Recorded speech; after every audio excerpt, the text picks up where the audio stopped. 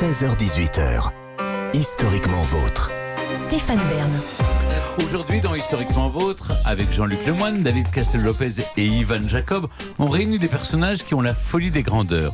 Après Nicolas Fouquet et Paul Poiret, vous nous racontez, Jean-Luc, un milliardaire indien qui voit tout en grand lui aussi, Mukesh Ambani. Oui, l'argent ne fait pas le bonheur, Stéphane, ça, on le sait. Ah, visiblement, Stéphane est parti prendre l'air. Si vous n'avez pas le bonheur, rendez-le. C'est ça. Stéphane est sorti un moment du studio. J'ai dû le choquer. La folie des grandeurs. Oh, et si j'étais riche. Alors, oubliez tout ce qui a été dit jusqu'à présent à niveau folie des grandeurs. J'ai trouvé le champion des champions. Si je mettais mon personnage sur un ring face à Nicolas Fouquet ou Paul Poiret, voilà ce qui se passerait. Oh là là, mec, j'ai jamais vu un chaos aussi expéditif. Un combat qui a duré moins de 10 secondes.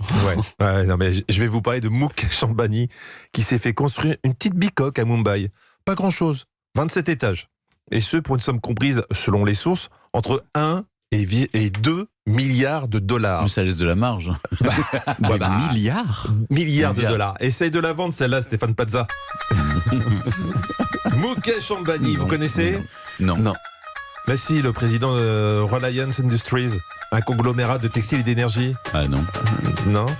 Mais monument du capitalisme indien, il détient le plus grand complexe de raffinage de pétrole au monde. Non, non plus. Non, toujours pas. Le seul patron qui a compris l'intérêt de passer de l'industrie lourde au data, le pétrole du futur selon le monde. Non, vous connaissez pas ? Toujours pas, non. Bon, le mec blindé, indien, qui a une bonne tête et qui s'est payé Beyoncé au mariage de sa fille. Oui. Ouais, j'aurais dû commencer par la vie, visiblement.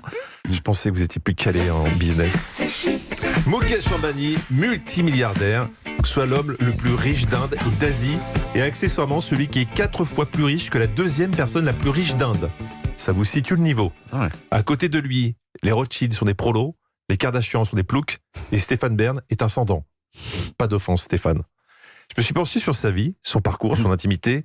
C'est bien simple, je n'ai trouvé que des chiffres.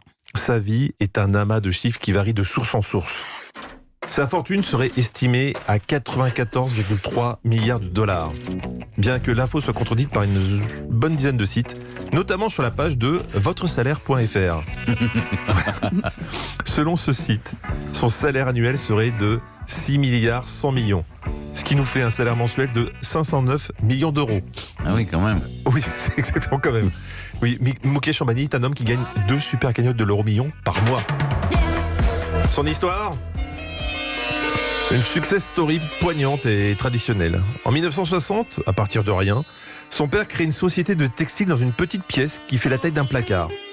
La famille d'ailleurs ne vit pas dans beaucoup plus grand. Mukesh, lui, a 2 passions, le hockey et le foot. Il est respectivement bof et bof dans ces 2 disciplines. Lucide, il décide finalement d'obtenir un diplôme de chimie et de rejoindre l'entreprise de papa. Entreprise qu'il réoriente vers la fibre synthétique. Ça veut dire quoi ? J'en sais absolument rien, mais qui va devenir riche, de toute évidence, vu que je vous ai spoilé la fin de l'histoire. En 2002, son père meurt. Là, Mukesh et son frère cadet, Anil, se tirent la bourre pour reprendre les rênes de l'entreprise comme 2 pitbulls face à un rôti froid. C'est la guerre.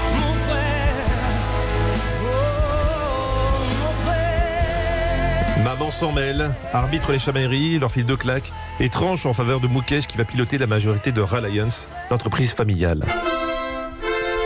Aujourd'hui, il est classé 11e fortune du monde selon le classement de Bloomberg. Loser. Non, 11e, ça fait mal. Hein. Il était à ça de rentrer dans le top 10. Comment ça doit chagriner, hein ?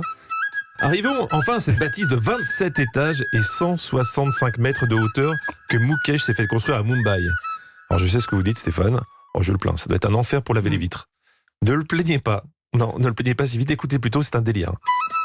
37 000 mètres carrés au sol, soit une superficie équivalente au château de Versailles. Pour aller aux toilettes, il faut prendre le métro. Et c'est pas tout. 29 chambres. Ouais, c'est un peu mesquin pour une maison de 27 étages, on est d'accord. 3 piscines normales. Enfin, normales pour un milliardaire indien. Plus une piscine olympique. 3 héliports.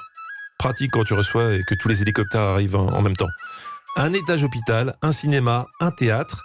Pendant le Covid, quand on lui dit qu'il fallait rester chez soi, il a dit « Rien à foutre, je vous attends. Hein ». Des salles de bal, un jardin sur 3 étages. En fait, une vraie ville verticale. Un parking de 6 étages pour y fourrer Bentley, Rolls, Porsche Cayenne et une salle de neige. Quoi ça? Vous connaissez pas la salle de neige? Non, c'est quoi? Ah, Stéphane, mais quel gueux. Une pièce où la famille échappe à la chaleur indienne et se ressource sous des flocons de neige artificiels qui tombent 24 heures sur 24. La salle Christophe Galtier, disent les écolos à l'Assemblée. Un concept éco-moyen responsable. Quoi qu'il en soit, la DAS est formelle. Élever ses enfants chez Mukesh est fortement déconseillé. Tu risques de jamais les retrouver. Pour dépoussiérer et entretenir cette cabane, qui a nécessité 7 ans de travaux, 600 employés permanents. Chef cuistot, hommes et femmes de ménage, jardiniers, serveurs, moniteurs de fitness et bien évidemment, services de sécurité. Nita, l'épouse du milliardaire, dit vouloir donner à leurs 3 enfants une éducation humble et modeste. Bah t'as raison Nita, hein.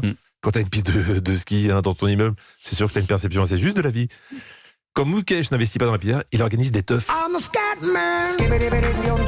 En l'occurrence, le mariage de sa fille, c'est le qui a reçu, je rappelle, une éducation humble et modeste.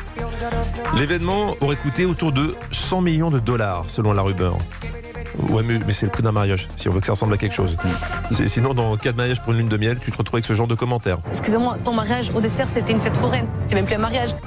Là, la fête foraine, ils avaient quand même Hillary Clinton ou Beyoncé. Ouais. On est tous pareils, à un certain montant, on est prêt à traverser le monde pour bouffer de la pièce montée.